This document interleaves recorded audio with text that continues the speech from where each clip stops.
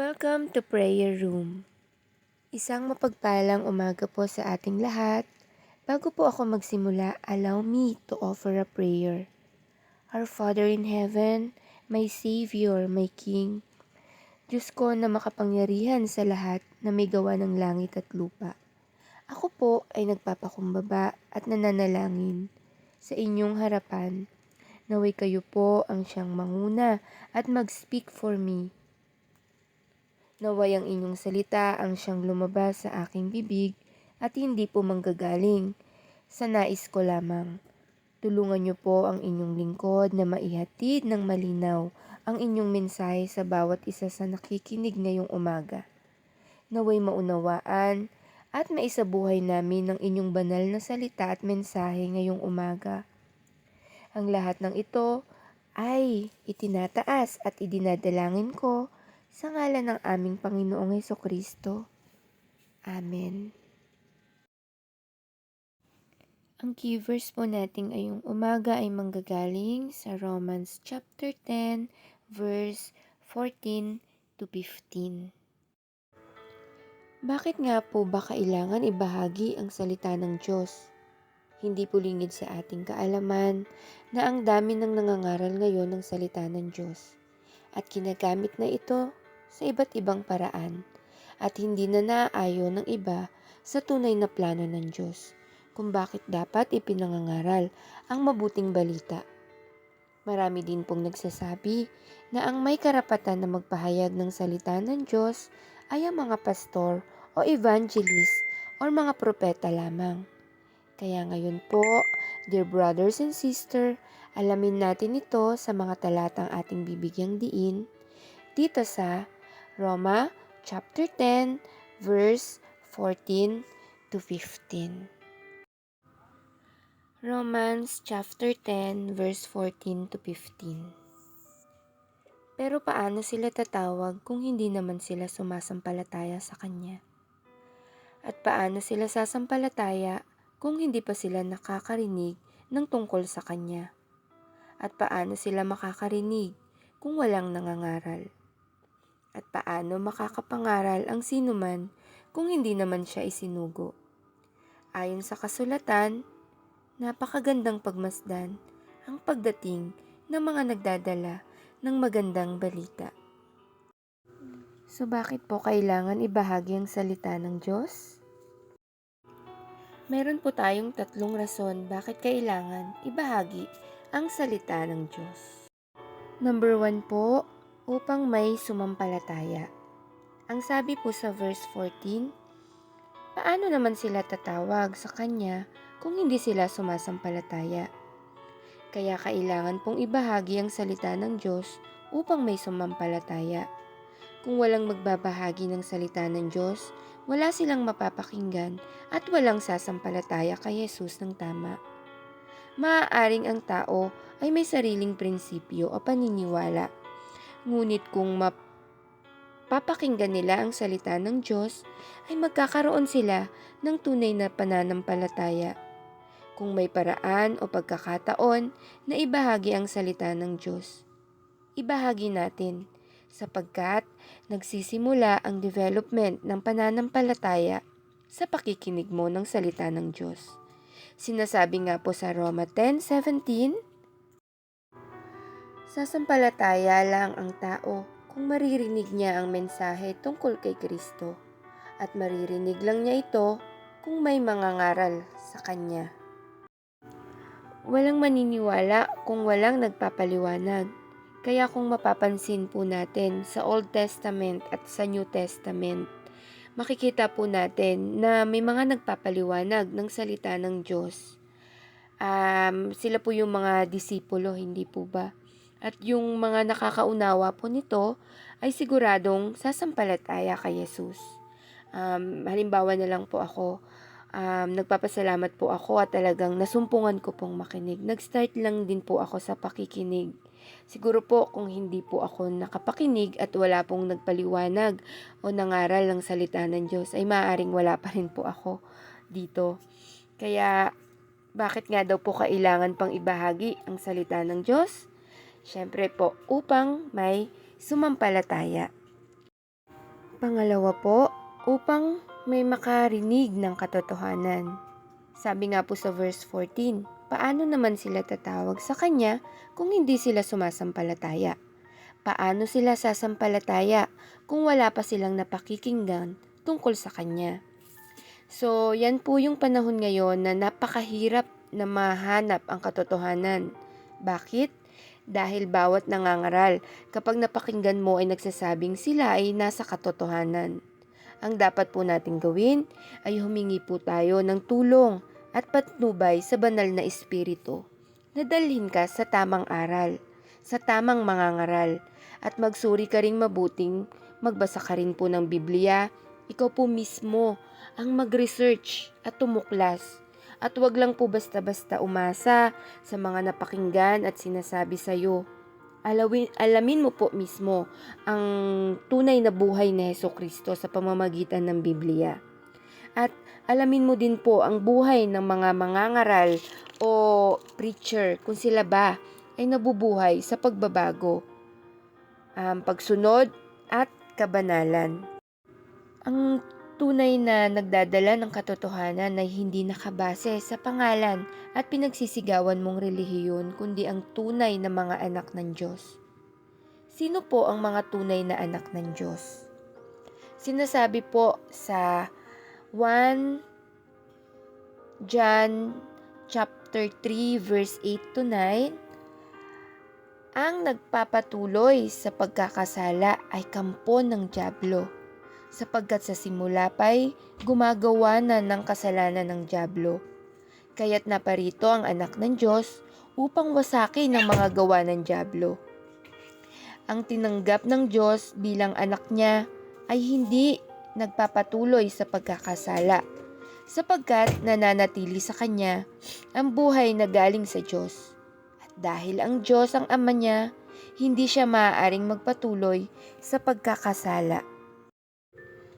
Maliwanag po mga kapatid na ang tunay na mga anak ng Diyos ay hindi na raw nagpapatuloy sa pagkakasala. Ang mga ngaral at mapagkakatiwalaan ng katotohanan ay ang mga anak ng Diyos. Mahalagang mapakinggan mo ang mga pangaral ng mga anak ng Diyos. Bakit kailangan pang ibahagi ang salita ng Diyos? Pangalawa, upang may makarinig ng katotohanan. Number 3 po, upang malaman ng lahat na ito ay mahalagang utos ng Diyos. Sabi nga po sa verse 14 and 15, pero paano naman sila tatawag sa Kanya kung hindi sila sumasampalataya? Paano sila sasampalataya kung wala pa silang napapakinggan tungkol sa Kanya? Paano naman sila makakapakinig kung walang mangangaral sa kanila? And verse 15, at paano makakapangaral ang sinuman kung hindi siya isinugo? Ngayon, ang pagpapahayag ng salita ng Diyos not because of money, but it is a command. Utos ito sa kanyang mga followers. Sinabi po sa Marcos 16, chapter 15, pagkatapos, sinabi ni Jesus sa kanila, humayo kayo sa buong mundo at ipangaral ninyo ang magandang balita sa lahat ng tao. Ang panawagan ng Diyos sa pagbabahagi ng salita niya ay mayroong dalawang bagay. Una po, ito po yung tinatawag nating special calling. Ang ibig sabihin po nito, tulad ng mga propeta, tulad ng mga evangelist, tulad ng mga apostol, tulad ng pastor at mga guro. Sila po ay may iba't ibang papel na ginagampanan, pero pare-pareho pong nagdadala at nagbabahagi ng salita ng Diyos. Mababasa po natin yan sa Efeso chapter 4 verse 11. Ang iba'y ginawa niyang apostol, ang iba'y propeta, ang iba'y mangangaral ng magandang balita, at ang iba naman ay pastor at guro. Number 2 po, tinatawag nating general calling. Ang ibig pong sabihin nito, ang calling na ito ay pagpapahayag ng iglesia o ng buong mananampalataya sa buong mundo. Kahit po hindi pastor, kahit hindi apostol, kahit hindi evangelist, propeta, pastor o guro. ay pwedeng magpahayag ng salita ng Diyos na naaayon din po sa abilidad o calling na naaatang sa Kanya. Mababasa po natin sa Gawa chapter 8 verse 4, dahil dito, nagkahiwalay-hiwalay ang mga mananampalataya sa iba't ibang lugar. Ngunit saan man sila makarating, ay pinangangaral nila ang salita. So mga kapatid, take note po ang word na mananampalataya. Means general calling po ito na kung saan itong mga mananampalataya o lahat ng believers ay mayroong papel o gampanin to spread the gospel, na ipahayag nga po ang mabuting balita ng Diyos. Dahil ito po ay mahalagang utos ng salita ng Diyos. Malugod nating tanggapin ang gawaing ito, ngunit may mahalaga tayong dapat tandaan na hindi lahat na nagdadala ng salita ng Diyos ay sugo ng Diyos. Dahil ang tunay na mga sugo ng Diyos ay ang mga tunay niyang anak.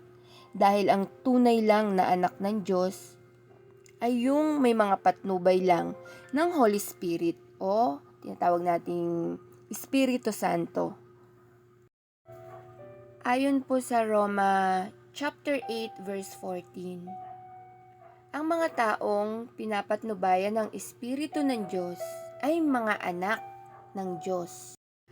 May mga hindi anak ng Diyos pero nangangaral din. Sila po yung mga kasangkapan ng dyablo para lituhin, linlangin ng mga tao. Kaya dapat po tayo ay mag-ingat sa kanila. Si Jesus po ay mayroong babala. Anong sabi niya sa Mateo 24 verse 4 to 5 at talon po tayo sa verse 24. Ang sabi po, Mateo chapter 24 verse 4 to 5. Sumagot si Jesus, mag-ingat kayo upang hindi kayo madaya ni numan. Sapagkat marami ang darating sa aking pangalan at sasabihin sila ang Kristo, at marami ang kanilang ililigaw. Mateo chapter 24 verse 24, sapagkat lilitaw ang mga di tunay na Kristo at mga huwad na propeta. Magpapakita sila ng mga kagilagilalas na himala at kababalaghan upang malinlang, kung maaari, pati ang mga pinili ng Diyos.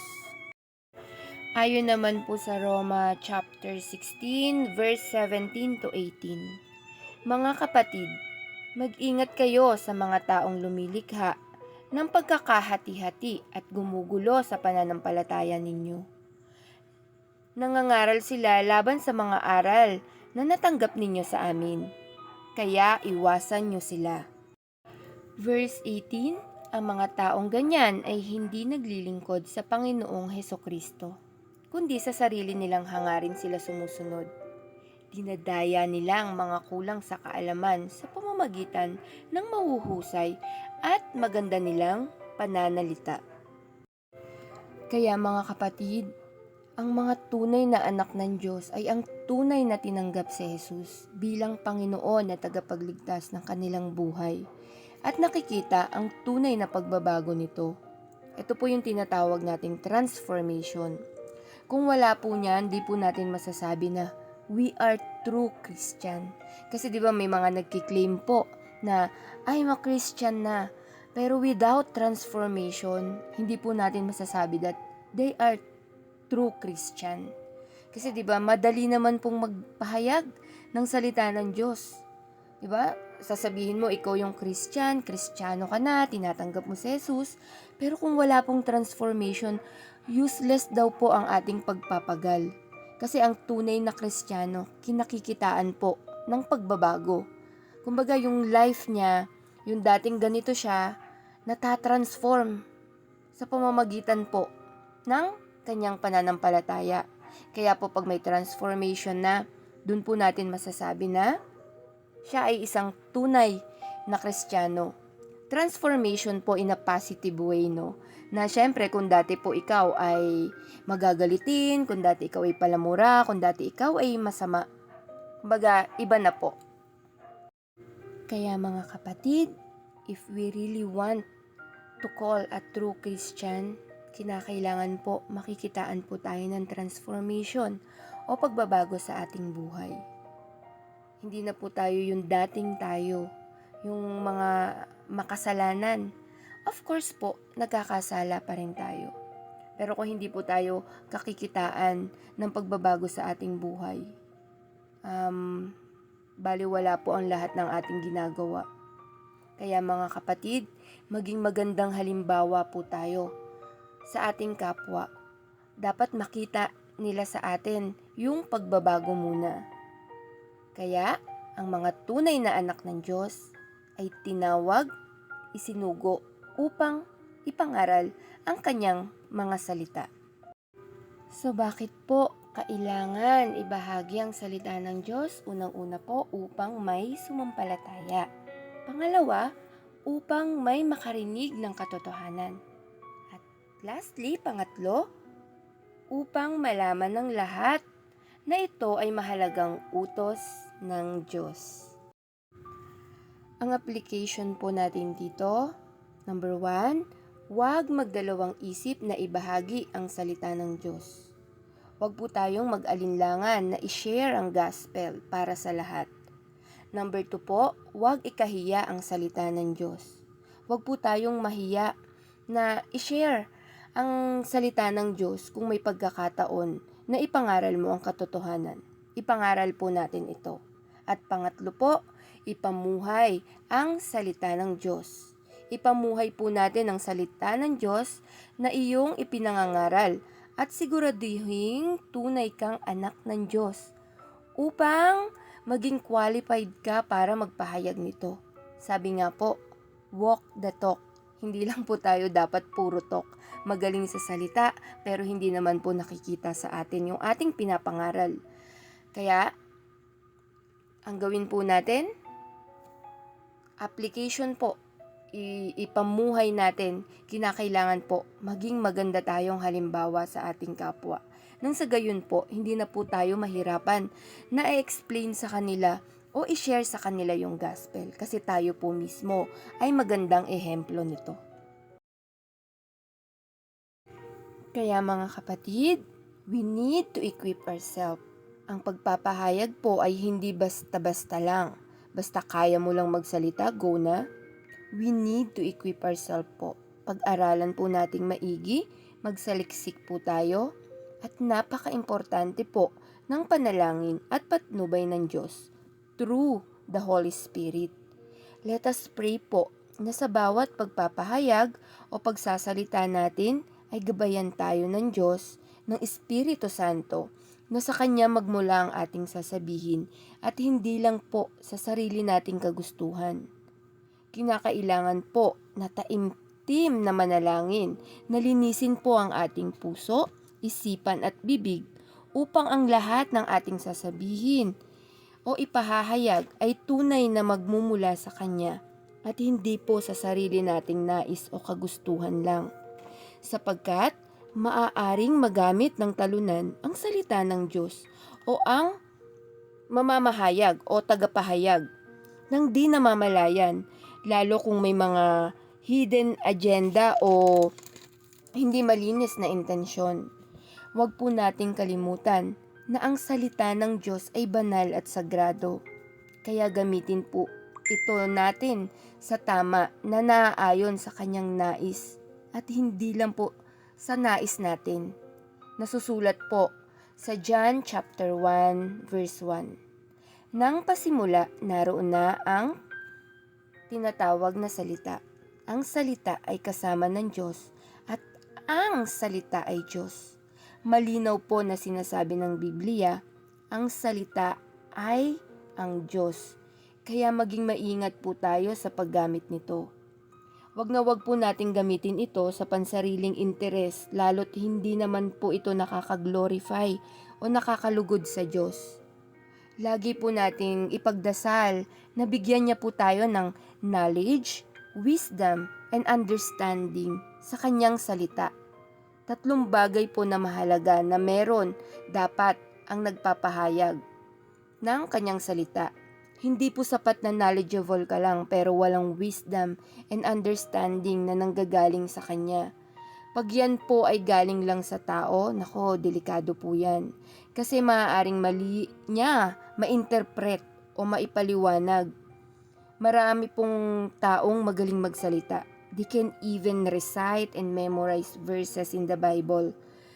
Pero if that wisdom and understanding ay di galing sa patnubay ng Holy Spirit, shallow po ang labas o hindi po siya nagre-rema. Naririnig mo lang pero walang impact. Unlike po sa iba na may gabay o galing sa Diyos. Yan po ang nagre-rema. Kumbaga parang nagre-resound po yan sa ating mga pandinig. Kahit nga po matagal nang lumipas yung narinig mong exhort o yung pagpapahayag, kumbaga nagre-rema po, naaalala mo pa rin at naia-apply mo pa rin po. Kaya tayo po ay manalangin ng patnubay lagi ng banal na espiritu sa bawat pagbabasa, pakikinig at pagpapahayag ng salita ng Diyos. Kaya mga kapatid, buong puso po natin ihayag, ipakalat ang kanyang banal na salita na may malinis na intensyon. Let's spread the gospel according to His will. To God be the glory po. Magandang umaga po uli sa lahat. At magpipray lang po ako sandali. Panginoong Hesukristo, maraming salamat po sa pagkakataon ito, sa pribilehiyo, Panginoon, na makapaglingkod at makapaghayag ng inyong salita. Salamat po, Panginoon, sa inyong paggabay. Naway maunawaan po namin at magrema po sa amin ang inyong mga salita. In Jesus' name I pray. Amen. Thank you po sa pakikinig. To God be all the glory po. God bless us all po.